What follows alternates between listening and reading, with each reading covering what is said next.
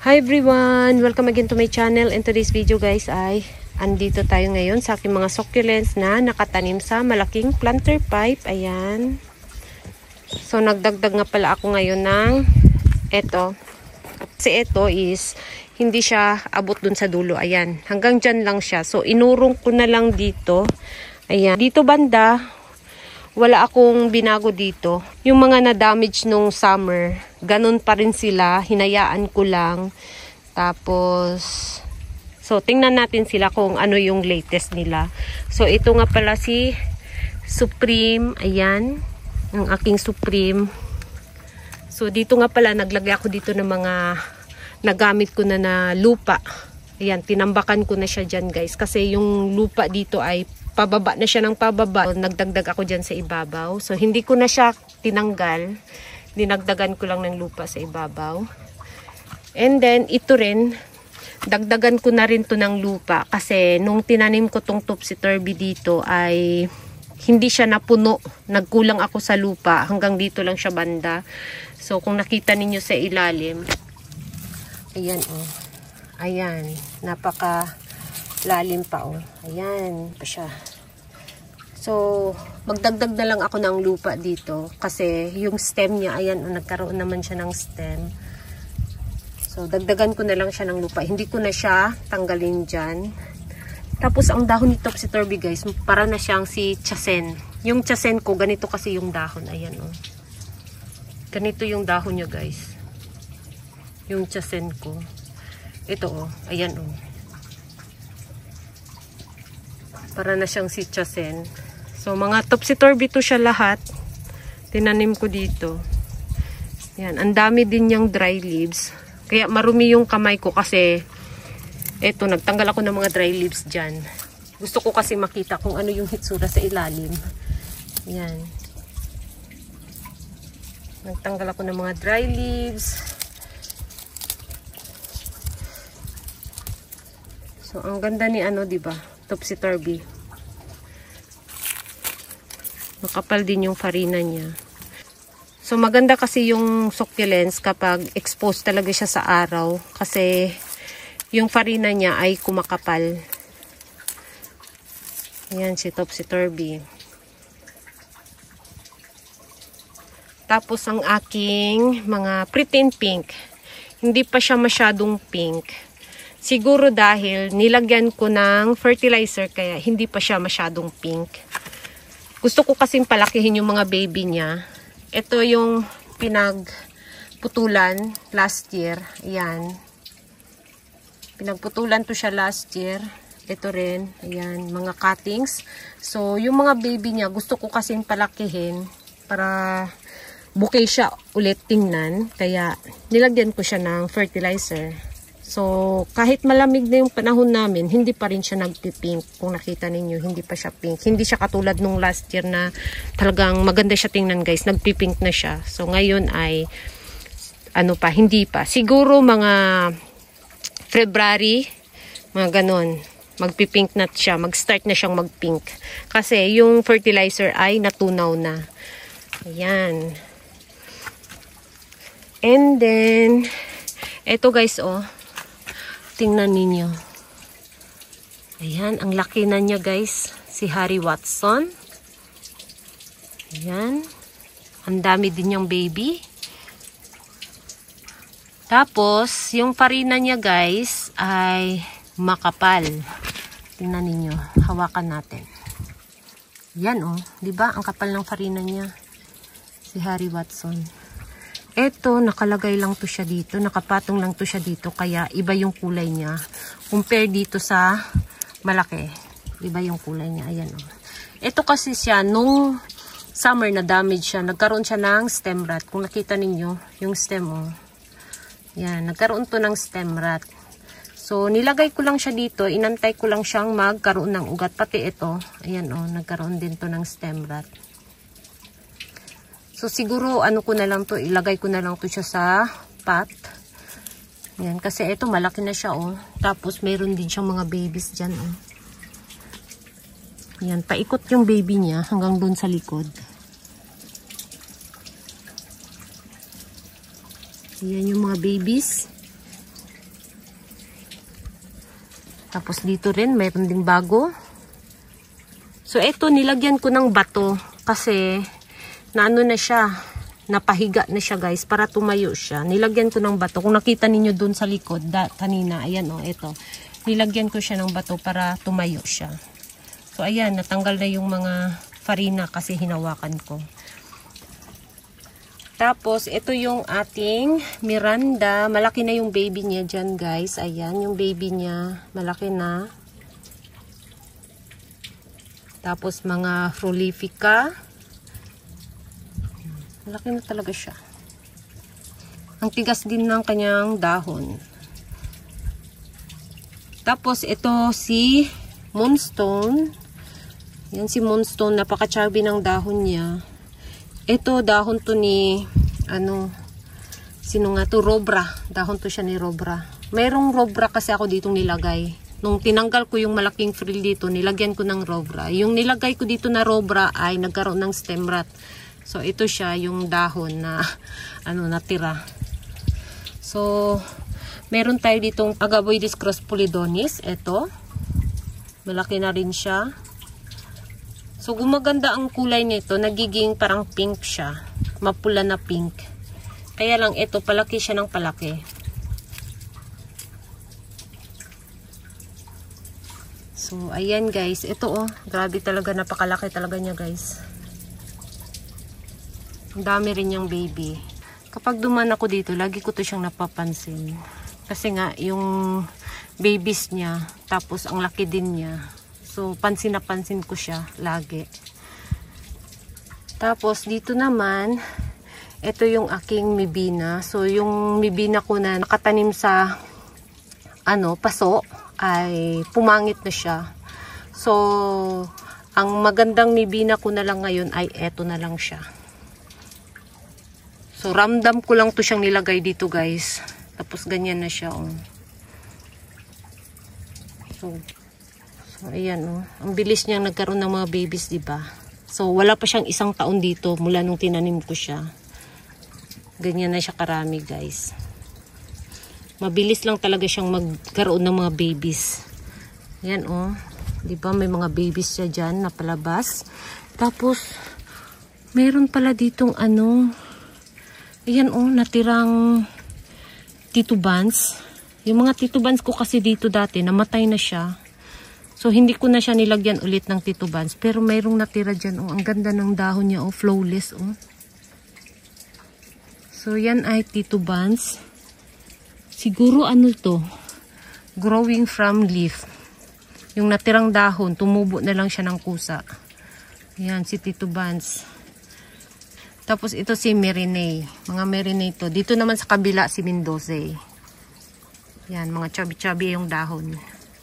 Tapos si Merinay. Ayan. Si Pachyphytum compactum, kumulay na rin siya. Diba?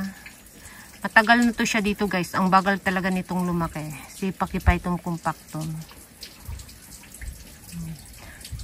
So, yung nawala dito ay yung malaking frill ko. Tinanggal ko siya dito kasi nung lumaki siya ng lumaki, yung mga succulents na ito ay natabunan na. So, tinanggal ko yung malaking frill dyan. Tapos, kapag namulaklak siya hanggang dito sa ibabaw, sumasabit yung flower stalk niya. So, tinanggal ko na lang. Tapos, meron tayo ditong isang mira. Ayan, meron tayo ditong mira. Pumula ng ating mira. Ay, meron na siyang dito na lang siya sa gitna. Yan. Tapos, ito si mira din to. Tingnan ninyo yung kaibahan ng dahon, guys. So, kulang sa tubig, maraming tubig. Kulang sa tubig, maraming tubig. Kaya, ganyan yung hitsura, guys. Kapag na-stress, kapag hindi stress. Yan. So, itanim natin siya dyan sa gitna. Tapos, yung aking mga blue jelly beans na ang ganda ng kulay.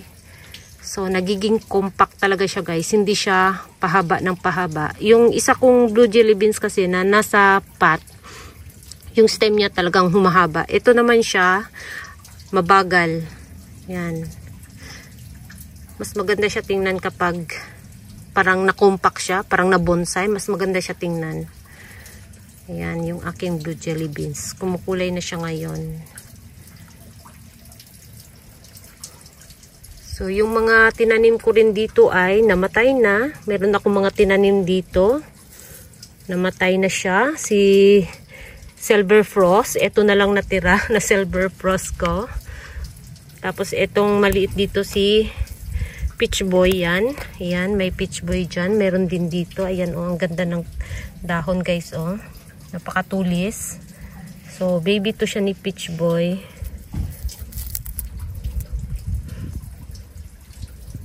Ayan, di ba? Ang ganda ng kulay ni ano, ni blue jelly beans. Tapos, ito yung maraming mga nagkasakit nung summer. Na damage nung summer, ito sila ngayon. Ayan. Naka-recover na ang aking Peach Boy.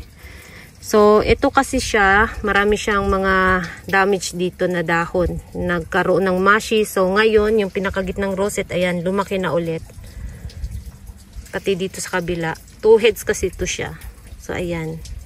Malaki na.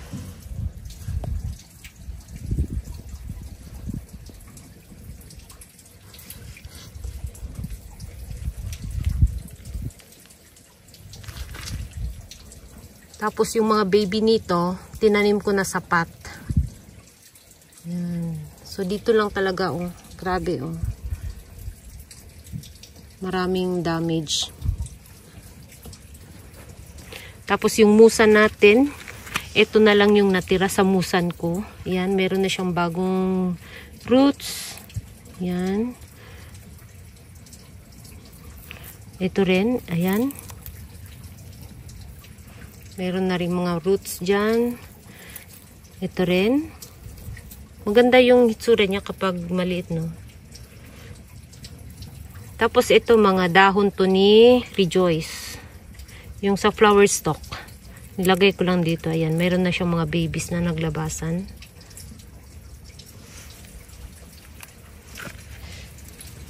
Pati dito sa likod. Ayan, oh.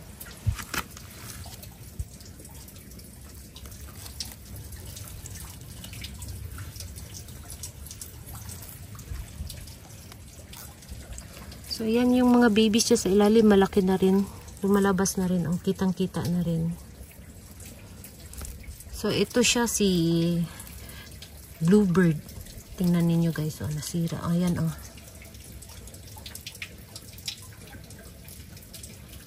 Si Bluebird.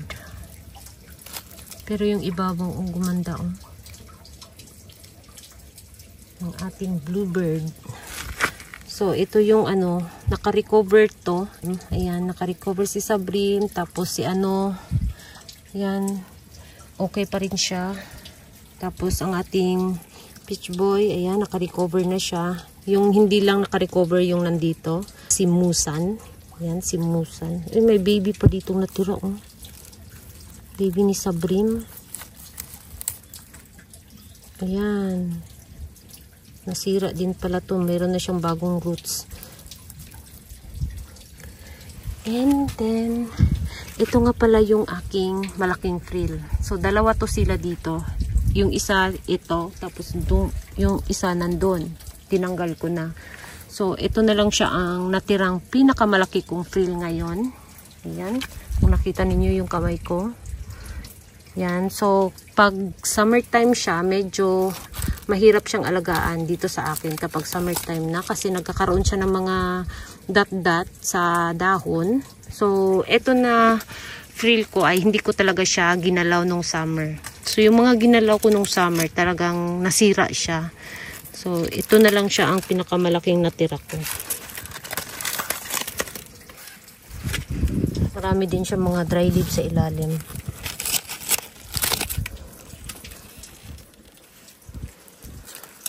Marami din siyang baby. Kaya lang yung baby niya, kinain yung mga gitnang rosette. Ayan. Pati itong nasa ilalim, oh. Kinain.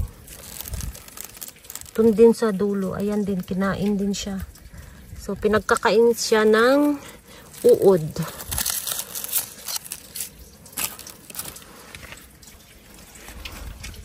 Yan yung aking malaking frill. Tapos, eto siya. Kumapal na siya ng kumapal. Oh. Ang ganda na ng kulay ni Robra dito, guys. Eto si Robra. Ayan. Pumupula na si Robra. Tapos, ito si Apus. Tingnan ninyo si Apus. Ang laki niya. May baby na rin siya dyan sa gilid. Naipit. Ayan. Nag-crack na yung dahon. Nabali na. Ayan, oh. Lagi kasi itong nabasa dito sa gilid. Tapos ito si Mira. Ang laki din, oh, ni Mira. Grabe ang laki niya, guys. Oh. Ayan, malaki si Mira. Tingnan ninyo ko kamay ko. Ayan, ah. Ito, ang laki niya. Pati ito.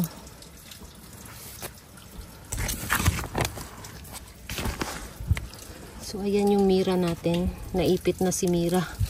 Ayan, may mga mushy leaves na. Naipit na rin yung damo-damo. Tanggalin natin yung damo-damo. Tapos meron siya mga babies na bago. Ayan, may baby siya, dalawa. Ito tsaka ito. Babies niya. Tapos ito, hindi ko alam ang pangalan nito. Ayan, ito, hindi ko alam ang pangalan niya. Pero maganda siya. Maganda na rin yung kulay. Tapos ito, hindi ko alam ang pangalan. Yan, marami na siyang babies. Malaki na rin to. Yan, oh, malaki na rin siya. Marami na siyang babies sa ilalim. Ayan yung mga babies na ipit na sa ilalim, guys. Meron din dito sa kabila. Ayan, oh. Ayan, so dito lang banda yung napakalaki. Yan, napakalaki na mga succulents ko. Ito lang sila banda dito. Tapos ito. Yan. So, kung hindi sana to dito nagkaroon ng sakit-sakit, nagkaroon ng stem rot, mushy leaves, ayan. Malaki din sana to dito banda. Yan. So, dito lang. Yung parang nag-success nung ano, nakasurvive talaga sila nung summer. Ito banda dito. Kahit nababasa sila dito sa gilid. Kasi yung plastic dito dati ay hindi siya abot dito sa gilid. Hanggang dito lang siya, guys. So, hanggang dito lang siya banda. So, kapag malakas yung ulan, hanggang dito basa. Ito siya, basa siya. Pati ito. Pero hindi siya nagkaroon ng mga mushy leaves. Yan. Ang ganda talaga ni ano, oh, Robra. Pumupula na siya, guys. Nagda-dark na talaga yung kulay niya. So, yun lang, guys, ang ano natin dito. Yung ating latest dito sa taglamig. So, hindi ko pa nilagyan ng plastic dito. Hindi ko pa binalot. Nilagyan ko lang sa ibabaw ng plastic para hindi na sila mabasa sa ulan. Lalo na yung nasa dulo na hindi na mabasa. So, yun lang, guys, ang latest natin dito. Thank you so much for watching. And please don't forget to subscribe and like to my channel. Sa hindi pa nakapag-subscribe, please subscribe my channel at i-click nyo na rin ang bell button para ma-update kayo pag nag-upload ako ng bagong video. Ang daming bulaklak na palabas, oh. Itong si, ayan, oh.